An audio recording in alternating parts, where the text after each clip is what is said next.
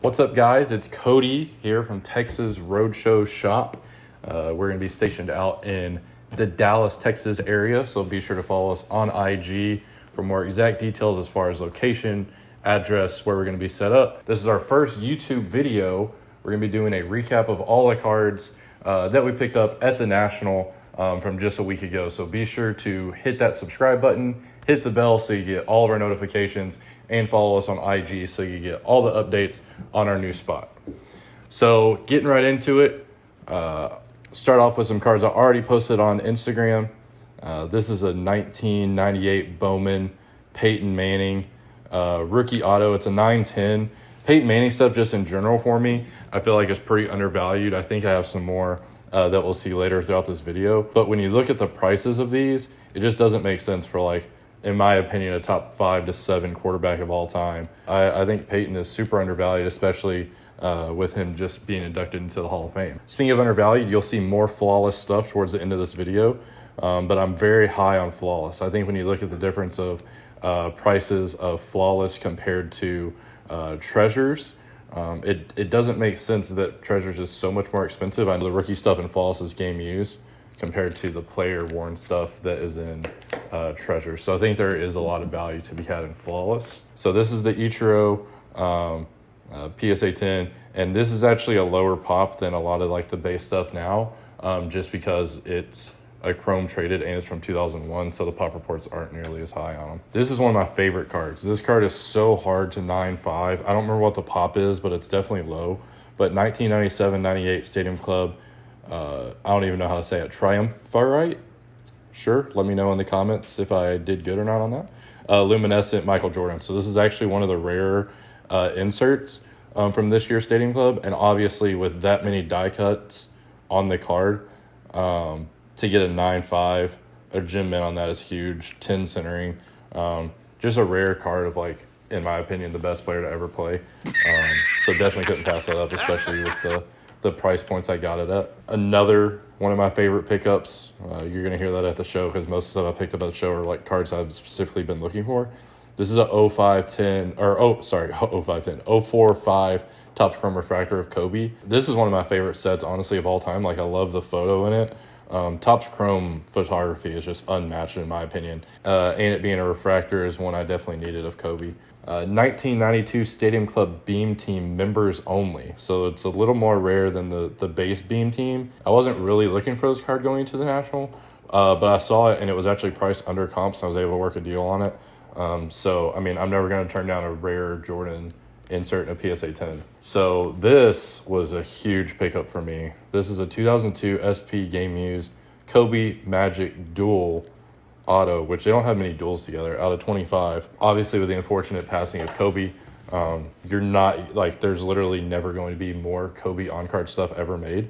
So this is pretty rare, and then to add Magic on there, I think Magic stuff in general is undervalued anyways. So yeah, let me know what you think in the comments about this one, but this is one of my favorite ones that I picked up last week. Next, another Kobe rookie, 96-97 metal Kobe. For those that know that I love Kobe rookies. Even with the price surge, obviously the market's down in the past 4 to 6 months, but with the price surge before that, they've obviously gone up. But I think Kobe is going to be immortalized as, like, one of basketball's, like, top 5 players of all time, even though I think if you look at it statistically, he probably isn't isn't deserved to be in the top 5. I know that's a hot take for some people. What? Bro, what are you talking about, man? Here's another Topps Chrome Refractor. This is 2005 Topps Chrome Refractor. So I think it's a year. I think that was the 04 one that I showed earlier. Yeah, it was the 04 that I showed earlier. This is the 05. Like, just look at the photography on that. That baby blue jersey, old school Lakers jersey, and refractor as a 10. Like, you just can't beat it. Like, I love that. I love all Topps Chrome sets, and then especially you add the refractor and a PSA 10 into it, and it's hard to beat. This is kind of a sneaky pickup. I think this is a pop 3. I'd have to check on that again. But 2009 Donruss Elite James Harden as a PSA 10. Anyone that knows much about 2009 Elite or any older Elite cards know how condition sensitive they are, especially with, like, the color borders and everything.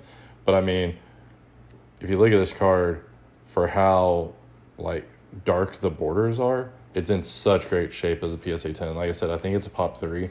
So this has an interesting story. I actually did this deal in the airport on my way home, and had a guy from Dallas that wanted some cards that I had of some Cowboy stuff that I had. So I actually traded him some, and I think I traded him a Deshaun Watson too. And then I threw in some cash. But this is a card I've been wanting for a while. But this is a 2001 Topps Chrome Drew Brees Black Refractor PSA 9, and it's numbered out of 100, 27 of 100. I mean, the print run on this is crazy. The pop report for a 9 is actually a really good grade with the colored borders on this. And just a really good looking card. And obviously Drew Brees, I think, is kind of in that same Peyton Manning range where his cards are just so undervalued for how he is, or for how good he was. Speaking of Peyton Manning, 1998 rookie Bowman Chrome 9.5. Again, not a super expensive card, but I think Peyton's pretty undervalued. Another card that's very condition sensitive, and to get this in a 9.5/10, this is actually also the variation, I believe, of Julio Jones Contenders Auto. But I mean, you look on the front and you look on the back, with all the dark colored edges and corners and everything, you can just see like how good this card is. I don't know the pop on it, but I know it's low for sure. So 1998 Finest Peyton Manning rookie 9.5. Again, not a huge card, but some Peyton stuff is definitely stuff I'm looking for. So I didn't pay the $650 on that. I know it was around there, but I think I actually got it for under comps because I actually bought a bunch of this Peyton stuff together from the guy. But 98 Chrome Peyton 9.5. Again, a 9.5 on these cards isn't like automatic like we want ultra modern stuff to be. It actually makes the card pretty rare in the grand scheme of things, and definitely a Chrome Peyton Manning rookie, definitely up there with some of the ones I was wanting to get. A Score Peyton Manning PSA 10. Again, not a huge card, but obviously I had a lot of focus on Peyton going into the show. And a 2002 SP Authentic 9.5/10 auto. Again, SP Authentic is just one of my favorite brands. And I think Peyton stuff in general, very undervalued with the 10 auto. Huge, beautiful blue auto to go with the blue Colts jersey. So I was really pumped to pick that up. So next we got a 03 Finest Pull-Holes Refractor PSA 10. Not a rookie or anything, but, old school refractors are kind of my jam, as I'm sure you're seeing with all the Kobe stuff. And to go with my Beam Team Jordan, I got a 2001 Stadium Club Derek Jeter Beam Team 10. Again, like, this is just such a tough grade with those, like, die cuts and everything and colored borders. This one's actually numbered out of 500. But, yeah, I don't know the pop for sure on this, but with those dark borders and the die cut, like, it for sure wasn't high. Another card, not huge, but a 1989 Score Traded Griffey PSA 10. Just a base Griffey, but again, anytime I see like GOAT players like that, like Griffey, Manning, Breeze, anytime I see their stuff under comps, I'm scooping it up as fast as I can. This is kind of an oddball card, but anyone that knows me knows that I went in all on Keston here and kind of missed on him. Obviously, with him being back down AAA, but not expensive cards, and one I didn't have. So I was like, you know what? I've gone this far, and I'm Keston here. I might as well go in more. 1995 Bowman Vlad Guerrero PSA 10 base rookie. Again, I'm not huge on the base PSA 10 market, but I think in some circumstances like that, where it's a 95 card, like the pop isn't going to be nearly as high on it. Net Pro, anyone that knows me also knows that I'm huge on tennis and the undervalue of tennis cards, especially 03 Net Pro. This is 91 Net Pro and is an Agassi rookie 9.5. But I'm huge on tennis and especially like the worldwide value that it has. Pokemon Gyarados First Edition PSA 7. Not a huge card, but anytime I can get the chance to pick up a PSA 7 or higher usually is my limit. But First Edition Pokemon cards are just, I think long term, they have a ton of value. So now we're going to move into some of my flawless pickups. Flawless RPA Josh Allen out of 25. It's a 9 with a 10 auto.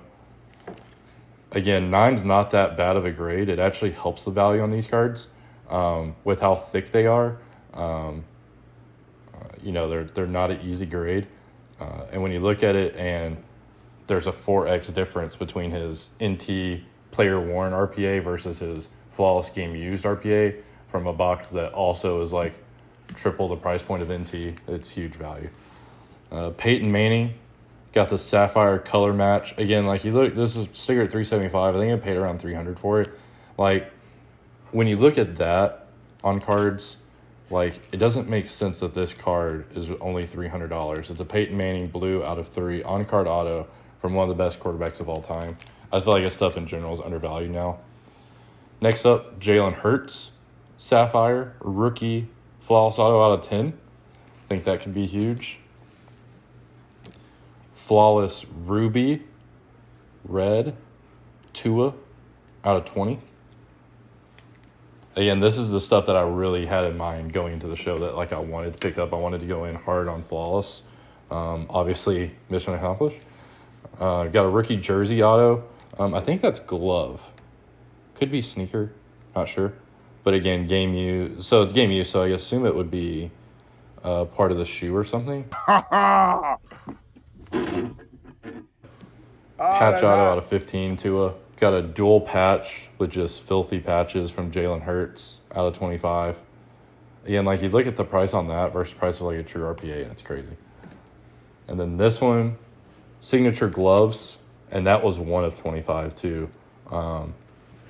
So I think that while I don't buy stuff based on serial number value, I think that there's definitely a market for people that do.